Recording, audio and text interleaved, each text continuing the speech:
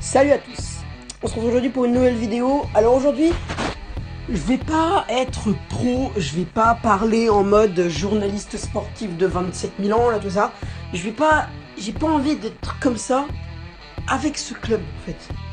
Là, moi je supporte le PSG depuis 5-6 ans, même 7 ans, depuis 2011-2012, en fait depuis l'arrivée du QSI en fait. Et on n'a jamais fait quelque chose d'acceptable en Ligue des Champions. Les quarts de finale pour les 3-4 premières années, vers 2012 jusqu'à 2015-2016, on a été jusqu'en quart de finale et puis on se faisait battre par des scénarios les plus... Il y a des moments où c'était normal, où c'était acceptable, tout ça, où on gagnait 3-1 à l'aller, puis on se faisait battre 2-0, alors il y avait 2 partout, et puis 1 partout au retour. Ça c'était contre le Barcelone en 2014 ou 2015, je sais plus trop quoi. Mais on avait réussi à faire ce genre de choses là. On avait réussi à maintenir quelque chose comme ça. On s'était fait battre en quart de finale, même contre Manchester City, contre le Chelsea, même contre le Real. Enfin non, on n'a pas beaucoup affronté, mais en tout cas Chelsea, Barça, Manchester United, Manchester City, tout ça. On avait réussi à faire quelque chose de plutôt acceptable. On s'était fait éliminer en quart de finale en se battant. Là, ça fait depuis 3-4 ans qu'on réussit à faire quelque chose. Contre le Barça, on gagne 4-0. Toute l'Europe se dit c'est cool, Paris a fait quelque chose de génial. Et 2 secondes plus tard, on se fait exploser au retour par une équipe de Barcelone beaucoup trop forte. Tout ça parce qu'on s'est reposé sur nos lauriers et qu'on a baissé la garde. Et bam, bam, on s'est pris une défonçada, j'ai envie de le dire. On s'est fait remonter pire que tout. Comment tu peux prendre 6 buts alors que t'en as mis 4 à celui qui vient de t'en mettre 6 au match aller? Je ne comprends pas comment. Un an plus tard, on reprend face au Real Madrid. Bon là, y a rien à dire, il n'y a même pas eu de remontada. On s'est fait battre 3-1 à l'aller, 2-1 au retour. Encore le match aller, ça pouvait être assez acceptable. On s'était battu, tout ça. Bon, il y a eu 3-1, mais il y a eu quelques erreurs d'arbitrage, si je me souviens bien. Mais dans l'ensemble, le 3-1 était plutôt acceptable. On se disait, bon, on est au Real, il y a 3-1. On est à Santiago Bernabéu, il y a 3-1, ce qui fait que si on prend les buts à l'extérieur, il y a 3-2. Donc si on gagne 2-0 chez nous, on peut le faire. Au retour, au Parc des Princes, PSG Real Madrid, une boucherie. Les joueurs n'ont rien fait. Les joueurs, ils étaient avachis. J'ai l'impression qu'au match retour, à chaque fois qu'on fait des bons résultats ou des plutôt bonnes prestations, au match retour, on se fait... Au revoir. Direct, contre Barcelone, c'est la même. Là, contre le Real, on était apathique, on était endormi sur le terrain. Et rien. Que dalle. Goodbye. Et là, je me suis dit non. Si on veut essayer de gagner la Ligue des Champions, si on veut au moins aller en demi-finale, dépasser ce stade d'écart qui, depuis le QSI, nous fait défaut, il faut qu'on soit bon. Et même en recrutant Neymar, Mbappé, Di Maria, Jésus, tout ce que tu veux, non, on n'y arrive pas. C'est exaspérant en fait. C'est exaspérant. Ensuite, un an plus tard encore, PSG Manchester United. Là, à l'aller, on défonce tout. Comme les matchs allés, ça va. Les 3 matchs allés où on a perdu au final, ça allait. Contre Barcelone, on a défoncé tout. Contre Real Madrid, on s'est bien battu, même si on a perdu. Et contre Manchester United, on a réussi. Et au match retour, bon, il y avait 2-1, tranquille. Et là, Kimpembe qui fait une main plus que litigieuse, on va dire, dans la surface. Et donc Marcus Rashford qui vient nous avoir. Bon, on peut rien dire vraiment sur ce match-là. Il y a eu juste 2-1. Manchester United était plus fort que nous. Ok. Et même la main de Kimpembe, on peut rien dire. Déjà que la main est litigieuse, on va pas en rajouter non plus sur Kimpembe. Bon, ok. Mais là, par contre, je suis désolé, on est contre le Borussia Dortmund. On se fait exploser, encore apathique. Mais les gars, au bout d'un moment, si vous voulez essayer de faire quelque chose avec des champions, ils l'ont dit eux-mêmes, on veut essayer de faire quelque chose de mieux. Mais waouh, les gars, au bout d'un moment, je comprends plus rien quoi. Si on veut essayer de faire quelque chose en Ligue des Champions, c'est pas en se faisant défoncer par une équipe de Dortmund beaucoup plus fort au Signal Iduna Park qu'on va faire quelque chose. Parce que là, l'équipe qui devrait aller en finale. S'il y avait une équipe entre nous deux, Dortmund ou Paris, qui devrait aller en finale, ah bah ce sera pas Paris, hein. Je suis désolé. En plus, ta réaction des joueurs ensuite, encore Icardi, je peux le comprendre, parce que Icardi, il fait de meilleures performances, c'est un bon buteur, et Tuchel le met même pas sur la liste. Bon, ok. Je peux comprendre que tu pètes un câble. Mais déjà, je comprends pas pourquoi les joueurs parisiens, ils sont comme ça avec Tuchel en fait. Je comprends pas pourquoi. On a eu la fête d'anniversaire. On a eu le frère de Kimpembe qui s'emporte. On a eu Icardi qui pète un câble. On a eu Neymar qui crache sur le club. On a eu le vestiaire qui sont en mode guerre. Ils sont en mode guerre contre Tuchel. Parce qu'on a appris ça ce matin. On a appris ça d'un youtubeur qui s'appelle Sabri Parisien ou Rien sur une vidéo d'AZ Story. Au bout d'un moment, je dis pas qu'ils ont tort. Thomas Tuchel est pour moi un entraîneur peureux. Un entraîneur qui prend jamais les bonnes décisions. Il n'est pas caractériel. Comme par exemple José Mourinho, qui est un entraîneur caractériel, tout ça. Lui, c'est un entraîneur qui se laisse faire en fait. Le gars se laisse faire, mais complet. Il est complet. Il est en mode, oui, tout va bien, tout ça. Mais non, en fait, tout va pas bien du tout. Parce que là, on a les joueurs qui sont en mode en train de se... Ils sont en train de se faire... Enfin, ils mènent une guerre contre l'entraîneur. Au bout d'un moment, si l'entraîneur n'est pas capable de remettre de l'ordre dans le club parisien, il dégage. On a besoin d'un entraîneur caractériel. Et c'est pas avec cette ambiance de guerre, avec cette ambiance de bataille et tout ça, qu'on va gagner le match retour, hein, moi je vous le dis. Hein. Au match retour, si on est encore comme ça, mais on va se faire défoncer. Erling Haaland, il va passer entre les lignes, il va accélérer, et il n'y aura même pas Silva, Kimpembe, tout ça, ils vont le regarder passer, ils vont se dire, bon ok, hein, on le laisse marquer, basta, et bam, allez, 1-0, 2-0, 3-0, et après, comptez pas sur Paris pour revenir. Hein.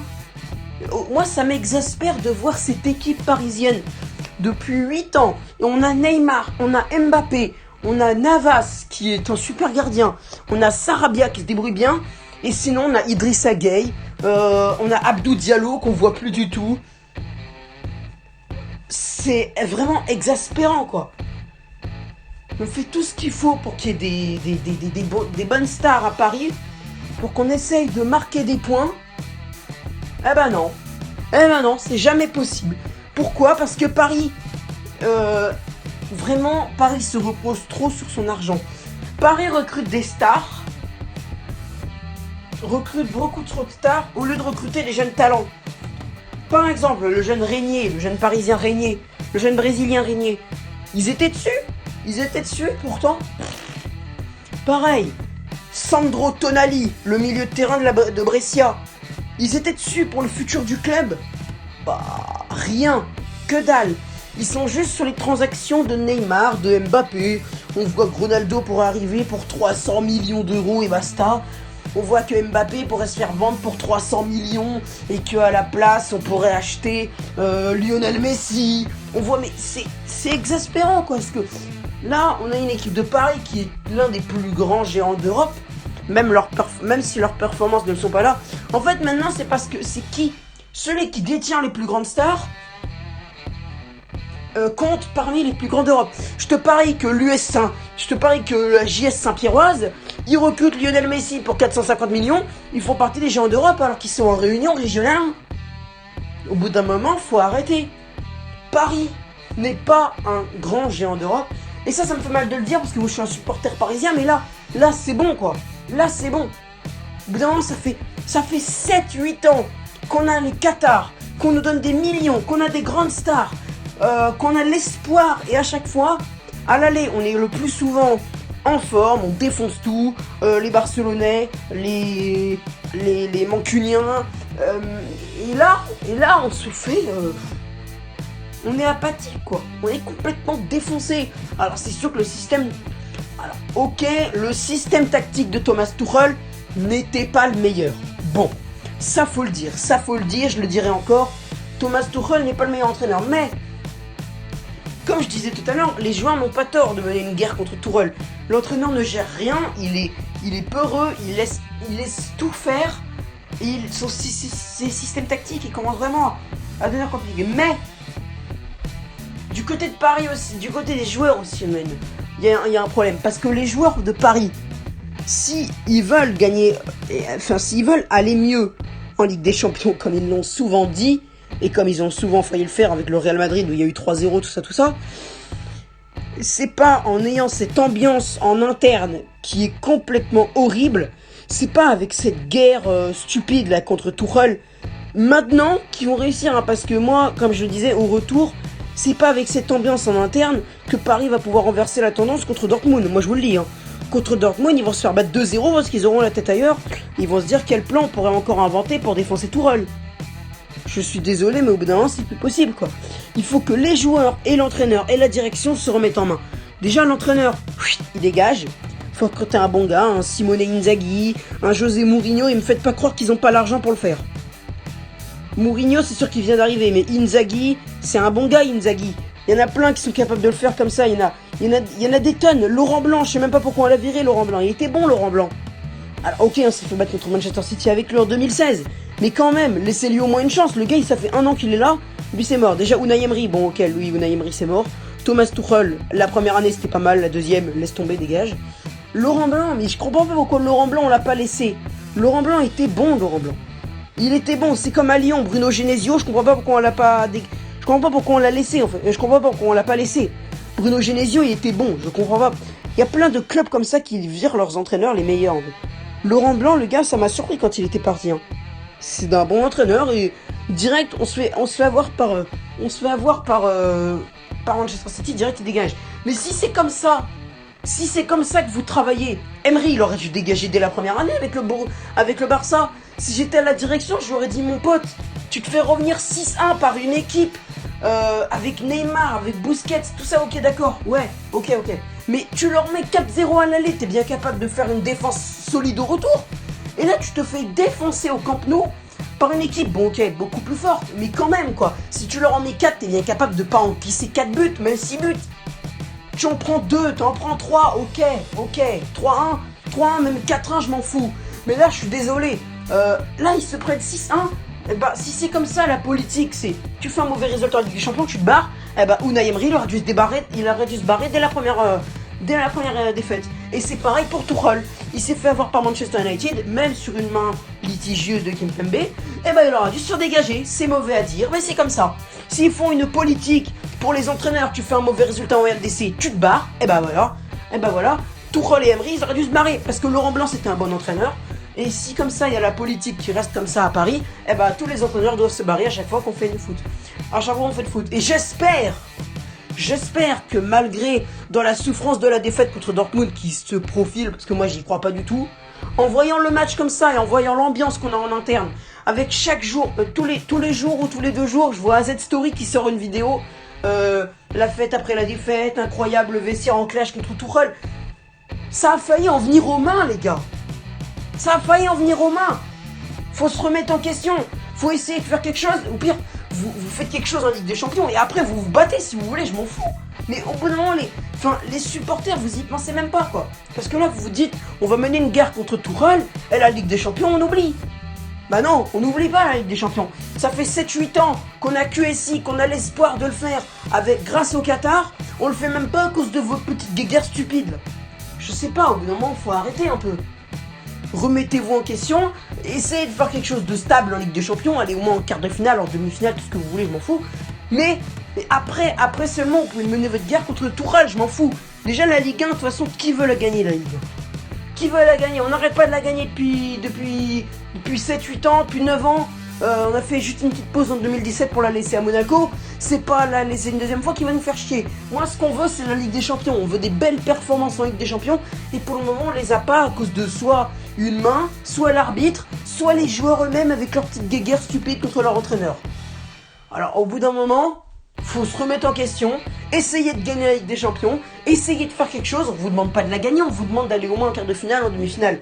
Même moi, me faire éliminer en 8ème. Alors, même, tu vois, moi j'accepterais de me faire éliminer en 8ème si on s'est battu au retour, quoi, par exemple. Moi, j'aimerais bien un beau scénario où, par exemple, je sais pas, il y a 5-4, tout ça. Des gros scores comme ça où on s'est bien battu pour essayer de l'avoir, mais finalement, on s'est fait avoir parce que Dortmund était trop fort. Ok, mais là, ce qu'il y a, c'est que à Barcelone, il y avait personne. Au Real, pareil, il y avait personne. À Manchester United, c'est pareil, il n'y avait personne.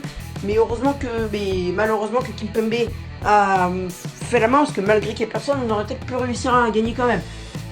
Je comprends pas pourquoi cette équipe a le potentiel pour réussir, mais à chaque fois il y a des problèmes. L'arbitrage, la main de Kimpembe ou les petites guéguerres en interne. Et ça c'est inacceptable pour moi. Ça c'est inacceptable parce qu'on a une équipe pour le faire et toutes les occasions on les laisse passer pour des choses stupides. Donc bon, voilà, moi c'est la fin de cette vidéo. Je vous laisse, si vous avez des commentaires à laisser, n'hésitez pas. Je serai très heureux d'en débattre avec vous. Même des Marseillais, tout ce que vous voulez, je serai très heureux d'en débattre avec vous. Mais là c'est mon petit coup de gueule parce que au bout d'un moment, c'est bon, ça passe. C'est chiant, en fait, c'est chiant de voir cette équipe de Paris qui a le moyen pour le faire et qui ne le fait pas à cause de trucs stupides comme des guéguerres, tout ça. Attendez d'avoir fait quelque chose avec des champions, attendez d'être éliminé et après vous pouvez y aller. Mais pas maintenant, parce que là vous y pensez même pas aux supporters quoi. Bon, moi je vais vous laisser. Et n'hésitez pas à liker la vidéo si vous êtes d'accord avec ce que je dis, n'hésitez pas à commenter, à partager aussi pour que beaucoup de monde voit mon petit coup de gueule. Et j'espère que AZ Story ou Papa Furax ou Sabri Parisien verront cette vidéo et seront d'accord avec moi sur le sujet. Bon bah moi je vous laisse et à bientôt pour une nouvelle vidéo.